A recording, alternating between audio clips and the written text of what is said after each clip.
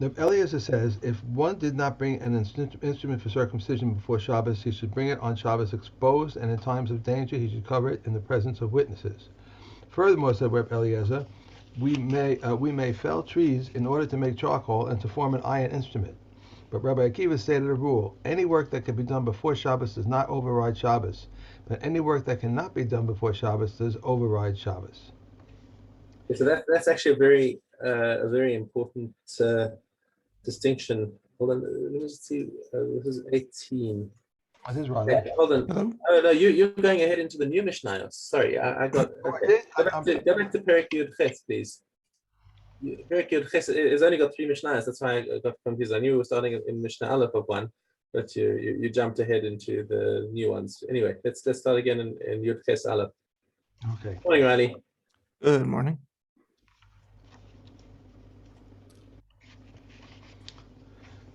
We may clear away even 4 or 5 baskets of straw or produce to make room for guests or to avoid curtailment of study. Excuse me, but not a storehouse. We may clear away truma that is tahor, zamai, first tithe whose truma has been separated from it, second tithe in consecrated property that have been redeemed, and dry lupin, because it is food for the poor. But we may not clear away untithed produce, nor first tithe thought whose truma has not been separated from it, nor second tithe, nor consecrated property that have not been redeemed, nor kolakasia, nor mustard. Rabbi Shimon says, Rabbi Shimon ben Gazmiel says, kolakasia, since it is food for ravens. It's just the food that has been tithed and all those things. There's all considered. There's all muktzah.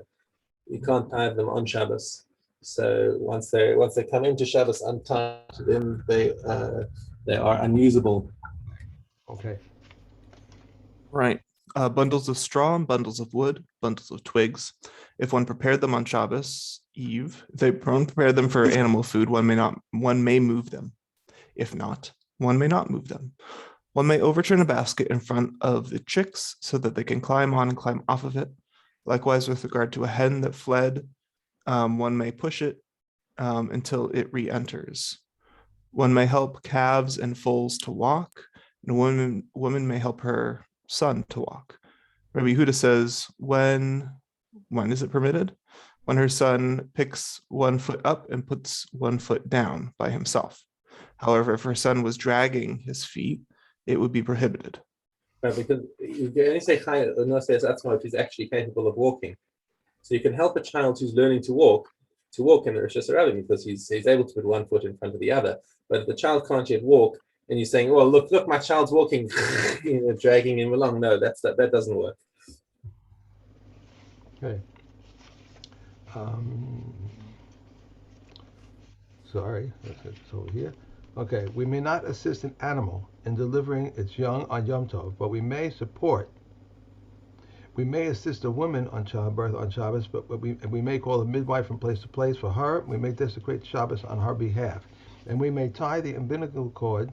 Rabbi Yossi says we may even cut it. And all requirements of circumcision may be performed on Shabbos. Yeah, so it's just following the little subtlety over there that even on Yom Tov, we don't allow actually reaching in and helping to pull out the child of an animal. But for Shabbos, but even on Shabbos, we override Shabbos in order to help a woman give birth because this is a pikuach nefesh, and all the things that you need to do. Basically, the halacha does follow Rabbi Yossi that you can even cut the umbilical cord. This is one of these things that is considered essential, and so all of these things are override Shabbos. So now that kind of segues into the next parak, which is when we start talking about bris milah and a very fundamental machlokas between Rabbi Eliezer and the rest of the Chachamim, really represented here by Rabbi Akiva. So Rabbi Eliezer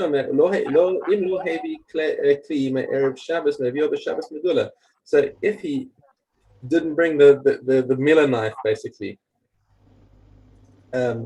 So now there's man of the milah is on Shabbos, and he's got to get the knife to the bris. So says Rabbi Eliezer, take it through the Rosh Hashanah, and what's more, take it openly through the Rosh Hashanah, so that people can see that he's proud of the mitzvah, and that he's not trying to sneak something through the Rosh Hashanah in case somebody peeks under his cloak and sees a knife under there, and they think, what's this guy doing, carrying stuff in the Rosh Hashanah? He's carrying it openly and proudly, so that people say, must be he's going to bris. He wouldn't be so bold if he wasn't for mitzvah.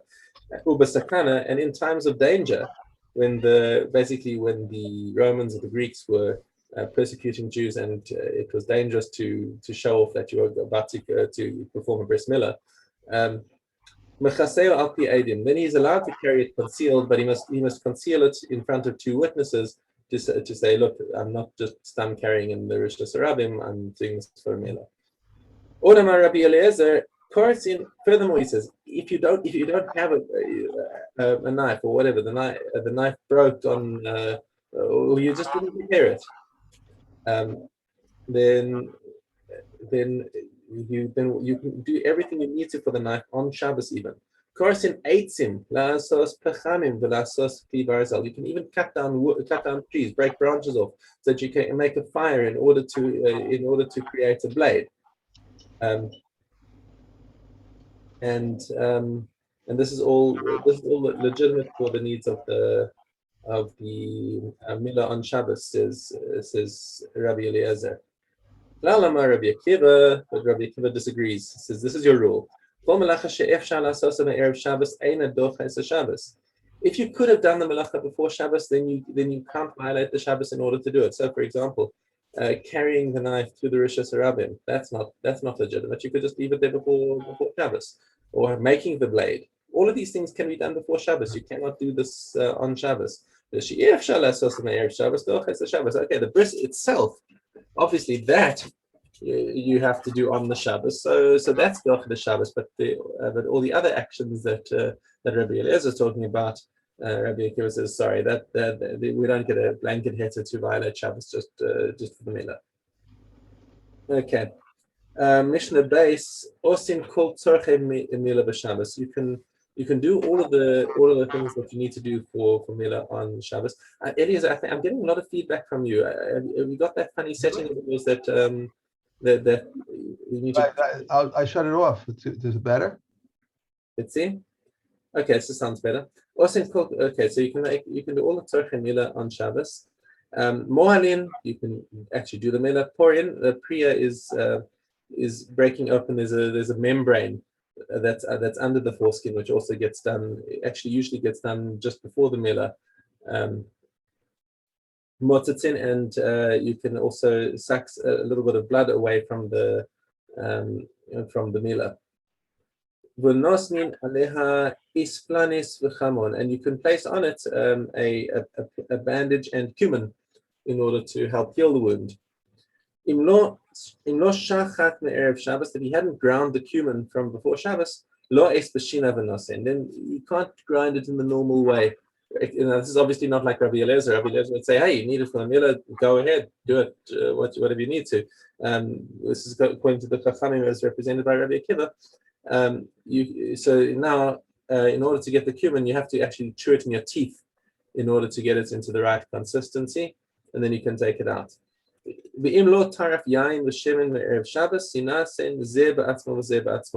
And so what he's supposed to do is make a mixture of wine and oil. What is the wine and oil for?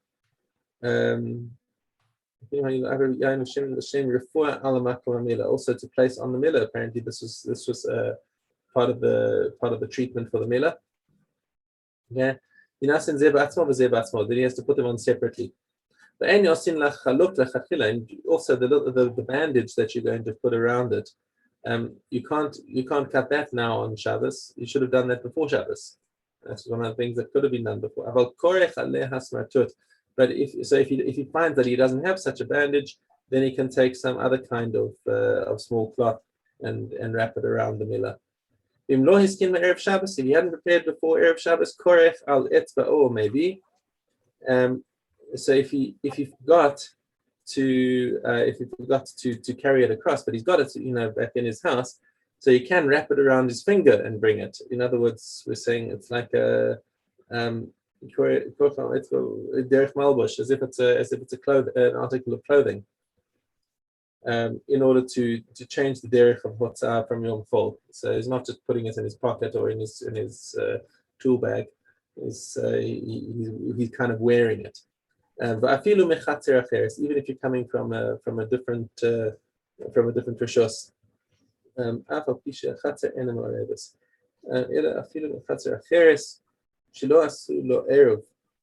so he's allowed to do this even if there's not an erev around this chatzer. Still, nonetheless, he can't go through the rishos rabbim. Says Kehati.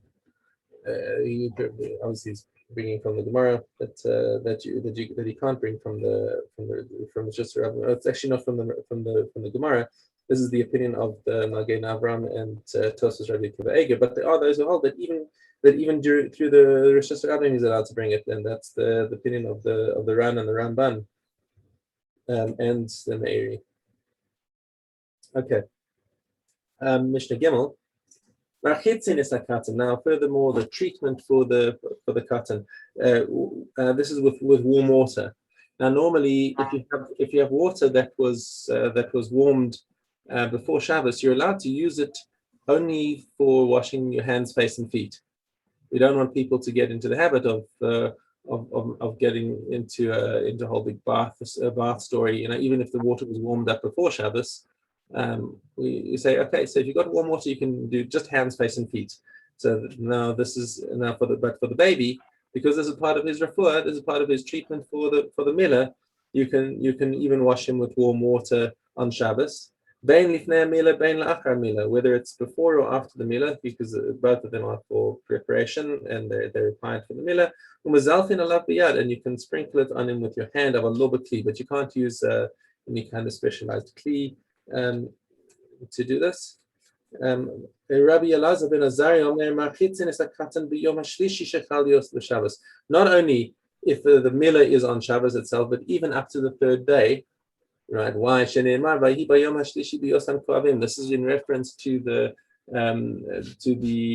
Levi and Shimon's attack on Shem, when they tricked everyone into doing a bris milah, and now on the third day they were in the most pain. But what we learn from that is that the third day is the day of maximum pain, and therefore even up to the third day we allow you to use warm water to wash the baby. I don't remember the pain. I would be surprised. Okay, Safek androgynous. So now, what happens if you have a Safek? A Safek is a child who is born bein hashmashos. So the child is born bein hashmashos either on Erev Shabbos or on Motzei Shabbos. Either way, you can't do the milah on Shabbos, because the only time you can do a milah on Shabbos is from a natural born baby on the 8th day. So if you're in a bein hashmashos situation, then we're not sure if the baby was due for a milah on Friday or on Shabbos, and vice versa. Also on Motzei Shabbos, if Shabbos is the 8th or if Shabbos is the 7th or the 8th day, so you can't do the milah on Shabbos. Okay, and the same thing goes for androgynous. You have a child who's hermaphrodite and has got both sexual organs, so you need a bris milah. But the bris milah it can't be done on Shabbos, even if you have a vadai Shabbos birth. Okay. Ein mechalelin alav Shabbos. Rabbi Yehuda matir b'androgynous. Rabbi Yehuda says no. If you have a vadai that the child was born on Shabbos, he permits doing the bris milah there, because he learns from a drasha from Himol lachem kol zachar. So why is it kol zachar instead of just zachar? The call is, he says, is to include androgynous. The Tanakama learns this from V'yom Hashmini Yumol Basar Olasoy Mishu Kulo Arel. Only somebody who is really an Arel Yom Hashmini Shelo Doche Shabbos, which excludes the androgynous. And the halacha follows the Tanakama that a hermaphrodite does not get a Shabbos bris. Okay. Back to Yud Daled Gimel. We may not eat Greek hyssop on Shabbos, but because it is not food for healthy people. but we may eat pennyroyal or drink not grass water. A person may eat any foods for healing, and he may drink any beverages except for the water of palm trees or a potion of roots, because they are cures for jaundice. However, one may drink the water of palm trees to quench his thirst, and may anoint himself with root if it is not for healing. One who is concerned about pain in his teeth may not sip vinegar through them on Shabbos. However, he may dip his food in vinegar in his usual manner and eat it. If he's healed by the vinegar, he's healed. So, one who's concerned Just about can't pain, make it obvious that he's doing it for a refuah. yeah. So if he usually eats his food dipped in vinegar, he can go ahead and do that, even though it'll have the secondary effect of healing him. Or are you saying that he can do it? He can have the intention. He can eat, yeah, he can have the intention, but it's just a normal thing for people to dip in vinegar because they like the flavor. Because vinegar is a flavoring, but you don't ever have vinegar by itself. The only reason why somebody's going to have vinegar by itself is because it's a refuah. Oh, yeah. One who's concerned about pain in his loins may not smear wine and vinegar on them on Shabbos. However, one may smear oil on them just for fun. However, one may not. Because oil is a normal thing to put on your skin, whereas wine and vinegar are not. All right. However, one may not use rose oil, which my commentary says is expensive and is exclusively a cure. However, princes may smear with rose oil on their wounds on Shabbos because it's the usual manner to smear rose oil during the week. Rabbi Shimon says all the Jewish people are princes, and so they can use the rose oil. These are the knots for which we can be liable. The camel driver's knot and the sailor's knot. And just as one is liable for tying them, so too one is liable for untying them. Reb Meir says any knot that which one can untie with one hand, we are not liable for.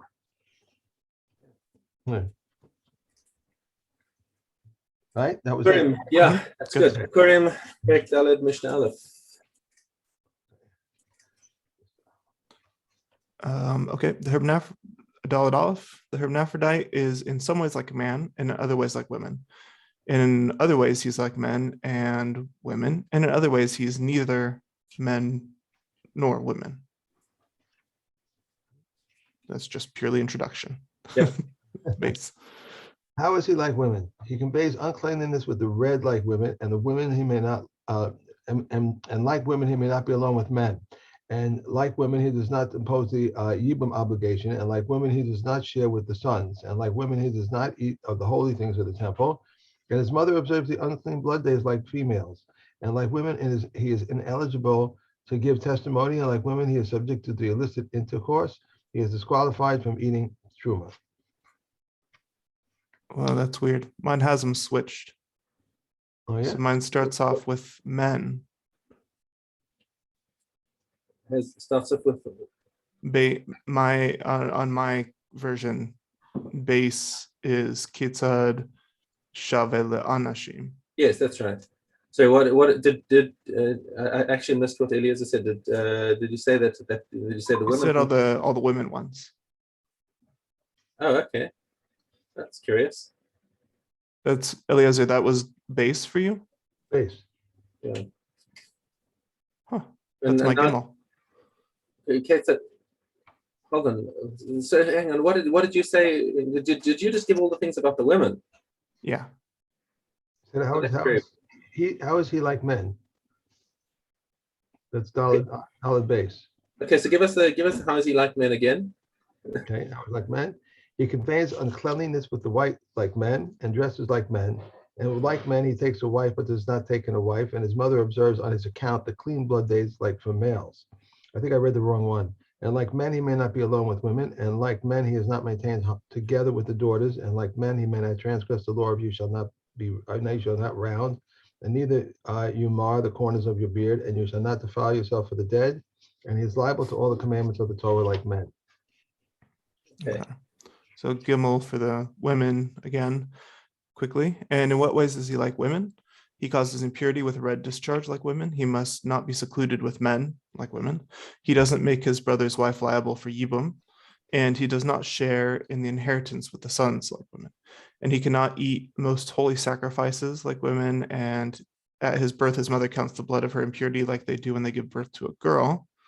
And he is disqualified from being a witness like a woman. And if he had illicit relations, he is disqualified from eating truma like a woman.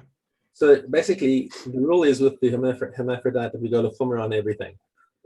That when, for example, for his birth, the girls have a kula and a chumrah.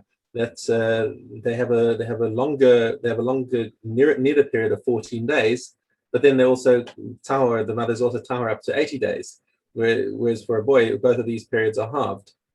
So because it might be a girl, we say 14 days tumah, but because it might be a boy, we only say up to 40 days tahara. Okay. Truma Daled Yud Aleph. If a sa'ar of truma fell on top of a stored pile and he skimmed it off, Reb Eliezer says if there are 100 sa'ars in a layer of skim, it becomes annulled in 101. But Reb Yeshua says it does not become annulled. If it is a sa'ar of truma fell on on top of a stored pile, he must skim it off. And if so, why did they truma is annulled in 101? It is not known whether it had become mixed up or where it had fallen. 2 baskets or 2 piles and a se'ah of truma fell on top of one of them, and it is not known into which one is fallen. They bring up the truma in the other. Let me say that. 2 baskets or 2 piles and a se'ah of truma fell on top of one of them. And you don't know which one it's fallen on. Then they bring up the truma in the other. But we don't know what's the other if we don't know which one it is. So I think in the statement, you got two kupas and one set of truma fell into one of them, and you don't know which one of them it fell into. Malos is then you can actually count the 2 together. That's what we're saying, is that you can. So, for example, if each one has got 50 in it, and we know the truma fell into one of them, but we don't know which one, then you look at them as one unknown entity, and that's 100 versus 1. So. I think, and Rabbi Shimon says even if they're in 2 different cities completely, you can, and the suffix has arisen between the 2 of them somehow. I don't know how you make such a case, but if there was a suffix somehow that got into one of them, then they can be combined together in order to annul the truma. So where are we going after the one that we just finished? After the Bikurim? After Bikurim and back into Shabbos. It's the beginning of Shabbos. Yeah. Okay. I see. My translation's weird. It says they can bring it up in the other, but it should say in one or the other. Like or together rather than the other. Together. So each one elevates the other. Yeah. That's kind of a better way of saying it. That's not a good translation. Okay, Yud Gimel. Let me say. Yud Gimel, sorry. If Rabbi Yossi said a case came once before Rabbi Akiva concerning filthy bundles of vegetables in which to a kindred one had fallen, half of which was truma, and I said in his presence, if it is annulled, not because truma is annulled in 51, but because there were 300, there were 102 halves. Right. So the half, the half that was with it. So half of it was truma and half of it wasn't. So the half that was with it added to the shear to annul it. Okay. Okay. Toros Chestes. If there is a kneading trough that is on an incline, and there is dough on top and batter containing liquid that can moisten on the bottom, the bottom 3 pieces that equal an egg's volume of do not combine, but do combine. Rabbi Yossi says, even with doughs that do not combine unless they press liquid, and if the liquid was standing, even if such piece of dough was like the size of a mustard seed, they combine. The Abdosa says separated pieces of food do not combine. Okay, that just needs to go back a bit over here, because this is not entirely clear what this case is. So you've got a sloping bowl. It's okay. So the bowl has got steep sides. Okay, or it's resting on an incline. Okay, So you've got tame dough above that's sitting on the higher edge of the bowl, and you've got liquid that's enough liquid there to wet the hand that touches it if it's on it below the dough. And now there are three pieces of dough, each one a kibetza. Okay, they don't join. The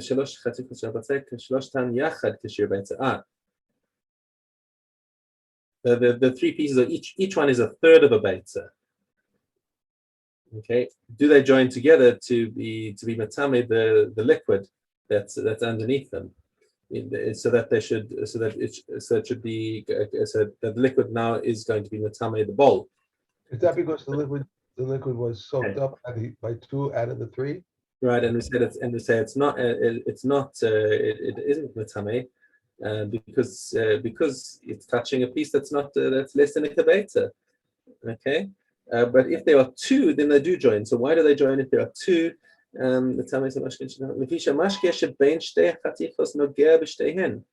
Okay, because the liquid that's underneath these 2 pieces touches both of them. So therefore, it's touching onto food that is a kibetza now, and therefore it does transmit. Rabbi Yossi disagrees and says that they don't join together because they are separate pieces, unless they are. That the 2 pieces are so close that they push the liquid out from between them. Okay, but the halacha does not follow Rabbi Yossi there. But if the liquid was standing, in other words, you're no longer on an incline. So the case we had was where the liquid is going to run down past the 2 or 3 pieces of dough. So now if the liquid is standing, then even if the pieces of dough are separated into teeny little pieces like a chardal, they still join together. You have 100 pieces that are all basically touching the liquid, and they'll join together to make a kibetza. Okay, let's move on to Tess. Cool. If a stick is completely covered with an unclean liquid, as soon as it has touched the water of the mikvah, it becomes clean. This is Rabbi Yoshua. But the sages say only when the whole of it is immersed. A flow from one vessel to the other or a slope of dripping moisture does not serve as a connective, either for uncleanliness or for cleanliness. A pool of water serves as a connective in respect to both uncleanliness and cleanliness. So when you have unclean, obviously is if the liquid is the liquid touches, but for cleanliness is if it's that water has the property that you can be matayar water in a mikveh. So even if you have tamei water and it goes into a mikveh, then it becomes tahor. Okay, Tess. Test olive. If from when are olives susceptible to the contract tuma? From when they exclude the moisture of the holder, but not the moisture of the porous box. This is according to the words of Beis Shammai. Reb Shimon says the measure at which moisture renders the olive susceptible is 3 days. Beis Hillel says when 3 olive sticks to one another. The Ben Gamil says when the processing is finished and the common state their position as he said. What? Did you ask a question? No, I didn't say anything. No. Yeah. We have Yud Ches. That's Menachos, yeah. Menachos Yud Ches. We may reap the irrigated fields in the valleys, but we may not stack. The peoples of Jericho reaped with the approval of the sages and stacked against the sages' wishes, but the sages did not issue a protest against them. One may reap unripe grain and field it to animals. Said Reb Yeshua, when he began before it reached a third. Reb Shimon says he may reap and feed even if it has even after it has reached a third. Okay, one may reap crops prior to the Omer due to potential damage to saplings and due to the place of mourning. My commentary says, i.e., to create room for those consoling mourners who would greet them upon their return from the cemetery, and due to the dereliction of the study hall. My commentary says, due to the need to create room for students to study, as failure to do so would lead to the dereliction of Torah study in the study hall. After reaping the crops, for any of these reasons, one may not fashion them into sheaves, but he leaves them unbound. The mitzvah of the Omer. Because the Omer is what permits all the other grain. All the Chadash is Aser until that point. So we don't want to give the appearance that we're reaping this grain before the Omer for eating. So if you're using it for another reason, because you want to plant trees in the place, or because you want to make an open space for people to sit or something like that, then that's legit. But you can't bind the grain. You can't do anything that makes it look like you actually wanted the grain. Okay. The mitzvah of the Omer is to come from standing grain. If one did not find standing grain, he brings from sheaves. Its mitzvah is for it to come from fresh, moist grain. If one did not find moist grain, he brings from dry. Its mitzvah is to reap the grain at night, but if it was reaped during the day, it's fit. And reaping the grain for the Omer overrides Shabbos. The stay halechem are needed one by one and baked one by one. The lechem apanas are needed one by one, but are baked 2 by 2. This would make them into a mold. And when he removed them, he placed them in a mold so that they should not be damaged. Okay. Nazir. Nazir. Aleph Zayin. Nashim, Nazir, Aleph. If one says, I am a Nazir like the number of days of the solar year, he counts terms of Nadiras like the number of the days of the solar year. If Yehuda said there was an incident, and when he concluded, he died. In other words, there was such a person who managed to complete 365 Nazirios. That's 365 times 30 days every time. So basically, divide that by 12, and you'll see the number of years that he had to do that for. It was about 30 years or more, and so it was 30 years. He was doing cycles of 30-day Naziris until he finished, and having finished, he then died. Base Aleph. If one says, I'm hereby a Nazir, and therefore will refrain from dried figs and from cakes of dried figs, Base Shammai says, he is a Nazir. Beis Hillel says he's not. So my commentary says, Beis Shammai says his statement renders him a full-fledged Nazir, and his addition from dried figs is insignificant, as the fruit is not included in the prohibition of a Nazirite. So he says, I'm a Nazir and I can't eat the figs. So Shammai says, well, you said you're a Nazir. And Beis Hillel said, yeah. Forget about the figs. Right. But Beis Hillel says you're all mixed up. The complete class. This, by the way, I don't know if this is something that comes out of here. I'm not sure, but there's a fundamental disagreement between Beis Hillel and Beis Shammai about a neder taos. If somebody makes a neder by mistake, we have a misconception. Beis Shammai say it's still binding. Where Beis Hillel say he didn't know what he was saying, and it's not binding. And this is part of that machlokas. Yeah. Rabbi Yehuda says even when Beis Shammai said that this vow takes effect, they said it only in a case where one said that he meant they are hereby forbidden. These figs are hereby forbidden to me as an offering. And that. So